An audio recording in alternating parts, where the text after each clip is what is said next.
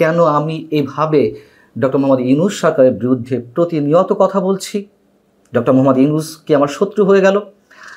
আরেকটি হচ্ছে একান্তই ব্যক্তিগত প্রশ্ন, কেন আমি ২১শে টেলিভিশন ছাড়লাম অথবা ছাড়তে হলো, অথবা চাকরি গেল কেন, কিংবা চাকরি হারাতে হলো কেন? এই প্রশ্নগুলোর উত্তর দেওয়ার তেমন কোনো প্রয়োজনীয়তা মনে করিনি। তারপরেও অনেক শুভাকাঙ্ক্ষিত রয়েছেন যাদেরকে ব্যক্তিগতভাবে এই বিষয়গুলো বলা হয়ে ওঠে না। অনেকে ওপেন প্ল্যাটফর্মে জিজ্ঞাসা করেন, সেগুলো উত্তরও সেখানে দেওয়ার আসলে ওইভাবে দেওয়া হয়ে ওঠে না। তবে প্রসঙ্গক্রমে একজন দক্ষ রাজনীতিবিদ, সাবেক সংসদ সদস্য গোলাম মাওলা রনি, তিনি রবিবার তার একটি কন্টেন্টে প্রসঙ্গক্রমে আমার বিষয়টি নিয়ে এসেছেন। তিনি বলেছেন যে মঞ্জুরুল আলম পান্নাকে কেন চাকরি হারাতে হলো এটা তিনি কখনো আমাকে জিজ্ঞেস করেননি। সব মিলিয়ে অনেকদিন পর হলেও এই প্রশ্নগুলোর উত্তর দেওয়ার চেষ্টা করছি। নিশ্চয়ই এর সাথে রাষ্ট্রীয় ব্যক্তিগত জীবন, রাষ্ট্রীয় সমাজ ব্যবস্থা অনেক কিছু জড়িয়ে রয়েছে। প্রথমেই প্রসঙ্গটা নিয়ে আসি, কেন ডক্টর মোহাম্মদ ইউনূস সরকারের বিরুদ্ধে অনবরত কথা বলে যাচ্ছি, এবং এই প্রশ্নগুলো যারা করছেন তাদের অনেকের এই প্রশ্নের সঙ্গে আবার নানান ধরনের মন্তব্য জুড়ে দেওয়া থাকে। তারা দেখে নেবে, হত্যার হুমকি পর্যন্ত দেওয়া হয়, অ্যারেস্ট করানোর দাবি জানানো হয়। তারা কি ধরনের মন্তব্য করেন কয়েকটি আপনাদের সামনে, যেগুলো মোটামুটি বেশ মার্জিত ভাষায় হুমকি, সেগুলো একটু তুলে ধরি। আর এর বাইরে তো আরও জঘন্য মন্তব্য আছে। যেমন আয়েশা খাতুন নামে একজনের মন্তব্য, পান্না নামের এই জানোয়ারটাকে সরকারের উচিত এক্ষুনি গ্রেপ্তার করা। একেবারে জানোয়ার বানিয়ে ফেললেন।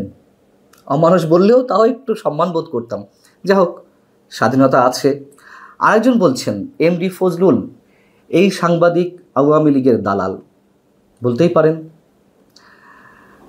আমিন নামের একজন ভদ্রলোক, তিনি বলছেন, আওয়ামী লীগ নিয়ে কথা বলার তুমি কে? আওয়ামী লীগের বিরুদ্ধে যখন কথা বলি তখন আবার তারা বলছেন, তুমি জঙ্গি ইউনূস গংদের সমর্থক পান্না, সাবধান হয়ে যাও। অবস্থা বুঝুন। কেউ ডক্টর ইউনূস সরকারের দালাল বানাচ্ছেন, কেউ বানাচ্ছেন আওয়ামী লীগের দালাল। তাদেরই একজন বলছেন, আপনি তো খালি ছাত্রদের হত্যার বিচার চান, পুলিশ হত্যার বিচার তো কোনোদিন চাইলেন না। ভাই, চেয়েছে কিনা ভালো করে একটু দেখুন। একটা কন্টেন্টের মধ্যে তো সব বিষয়ে কথা বলা যায় না। সোহেল রানা, তিনি বলছেন, এতদিন তো আওয়ামী লীগ ফ্যাসিস্ট কত কিছু বলেছেন, এখন কারা ফ্যাসিস্ট বোঝেন।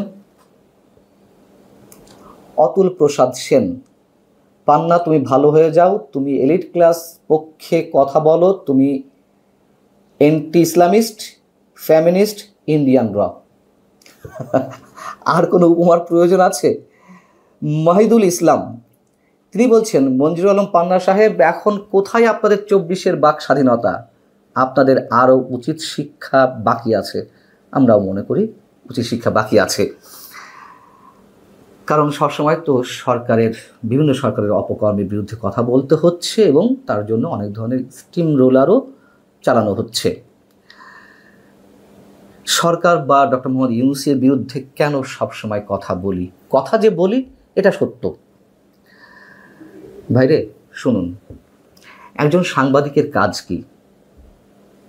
একজন সাংবাদিকের মূল কাজ হচ্ছে ক্ষমতাকে প্রশ্ন করা।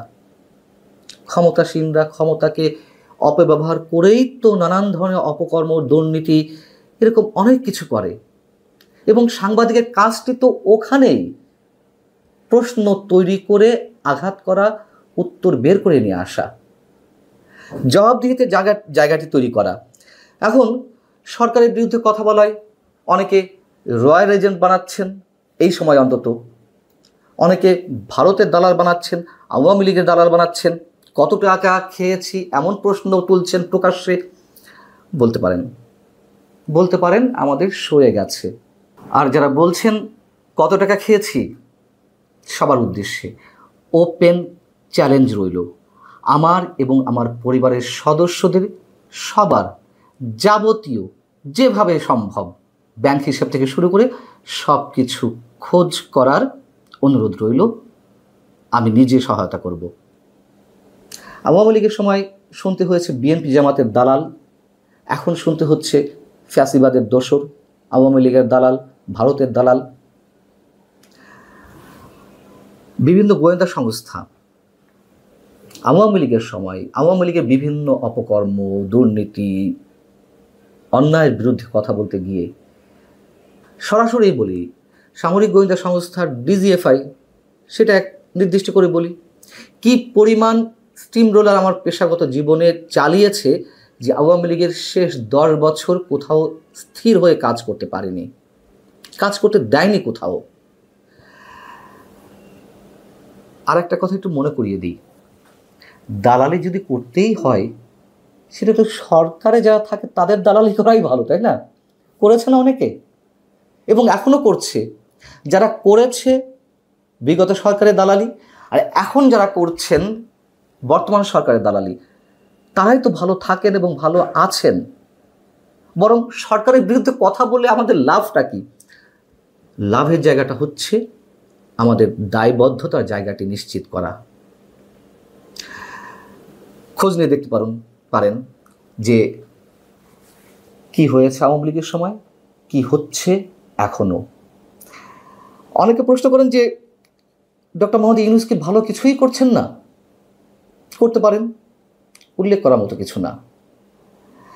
যে কোনো সরকার ক্ষমতায় থাকে কি কারণে? মানুষের উন্নয়নের জন্য, দেশের উন্নয়নের জন্য। এটা তো খুব স্বাভাবিক, সেটা নিয়ে তো আলোচনার কিছু নেই। যখন নিউজ কোনটা, যখন আনইউজুয়াল কিছু ঘটে, অস্বাভাবিক কিছু ঘটে, সেটাই তো আলোচনার বিষয়। মনে করুন যে আমি তো একটা সংসারের অভিভাবক, একইভাবে আমার স্ত্রীও। আমার বা আমাদের সন্তানকে যদি ঠিক মতো খাবার তুলে দিতে না পারি তার মুখে, সেটাই তো আশেপাশে আলোচনার বিষয়বস্তু হয়ে ওঠে। কিন্তু তাকে খাওয়াচ্ছি, 3 বেলা ভালো ভালো ব্যবস্থা করছি খাওয়া দাওয়ার জন্য, ভালো পোশাক পরাচ্ছি, এইগুলো নিয়ে তো আলোচনা কিছু থাকে না। এটা তোমার দায়িত্ব, ঠিক সরকারের দায়িত্ব ওইটা, মানুষের উন্নয়ন করা, সমাজের উন্নয়ন করা, রাষ্ট্রের উন্নয়ন করা, সেটা নিয়ে আলোচনা কি আছে? সাংবাদিকরা তো আর পিআর করবে না, সরকারের পাবলিক রিলেশনে কাজটি করবে না, তখন তা তিনি সাংবাদিক থাকলেন না, তিনি তখন দালালি হয়ে ওঠেন নিশ্চয়ই। তাহলে তো বলতে হয় যে শেখ হাসিনার সময় যে সিনিয়র জার্নালিস্টদের অনেকে দালালি করেছেন তারা ঠিক ছিল, এবং তারা যদি ঠিক থাকেন তাহলে এখনকার যারা দালালি করছেন তারাও ঠিক আছে। যারা দেখে নিয়ে হুমকি দিচ্ছেন, যারা অ্যারেস্ট করার দাবি জানাচ্ছেন, হত্যার হুমকি দিচ্ছেন নানানভাবে, পরোক্ষভাবে প্রত্যক্ষভাবে,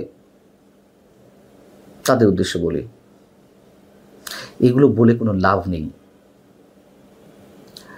একজন মানুষ হিসেবে আমি সৃষ্টিকর্তার উপর বিশ্বাসী, যতক্ষণ না পর্যন্ত তার অনুমতি না মিলবে এটা করার ক্ষমতা কারণ নেই। এবং এসব ভয় দেখিয়ে যতই চেষ্টা করুন থামাতে নিশ্চয় পারবেন না, এটুকু বুকে হাত দিয়ে বলতে পারি। এবার আসি ছোট্ট করে 21শে টেলিভিশন কেন ছাড়লাম বা কেন ছাড়তে হলো। যারা বলছেন চাকরি গিয়েছে, চাকরি খেয়েছে, এই ধরনের মন্তব্য করছেন, তাদের উদ্দেশ্যে জানাই ভাই, চাকরি আমি ছেড়েছি, এবং কেন ছেড়েছি সেটাও আপনারা জানেন। এটাও তো ওপেন হয়েছে সবার সামনে, প্রকাশ্যে হুমকি এসেছে ফ্যাসিবাদের দোষর বলে। বিদেশ থেকে যারা ওহী নাজিল করছে বর্তমান সরকারের উপরে, বর্তমান সমাজ ব্যবস্থার উপরে, এবং যারা এই বাংলাদেশকে চরমভাবে অস্থিতিশীল করতে চান, যারা বাংলাদেশকে ডিপ স্টেটে পরিণত করতে চান, ডিপ স্টেটের খেলায় যারা মেতে উঠেছেন, তারা হুমকি দিল 24 ঘন্টার মধ্যে ফ্যাসিবাদের দোসর মঞ্জুর আলম পান্নাকে 21শে টেলিভিশন থেকে বিতাড়িত করতে হবে। তখন আর কোনো মালিক পক্ষ বসে থাকে? এবং এটাও সত্য, 21শে টেলিভিশনের মালিক পক্ষ আমাকে চাকরি ছাড়তে বলেনি, একটা শর্ত দিয়েছিল, আমি সেই শর্ত মানতে রাজি হয়নি বিধায় আমি নিজেকে কুইট করেছি, যার সব ধরনের প্রমাণ আমার কাছে রয়েছে। এবং এই কথাগুলো ম্যান টু ম্যান এভাবে বলে বেড়ানোর প্রয়োজন হয়নি বিধায় গোলাম মাওলা রনি ভাই, তার সঙ্গে আমার সখ্যতা রয়েছে, ব্যক্তিগত সম্পর্ক রয়েছে, কিন্তু বলার প্রয়োজন মনে করিনি বিধায় তিনিও জানতেন না বিষয়টি। এ কারণে তিনি তার কন্টেন্টে হয়তো যেভাবে শুনেছেন সেভাবে বলেছেন যে কেন মঞ্জুরুল আলম পান্নাকে চাকরি হারাতে হলো। মূল বিষয়টি হচ্ছে এই, আবারও বলছি, চাকরি আমি ছেড়েছি, তার সব ধরনের প্রমাণ আমার হাতে রয়েছে।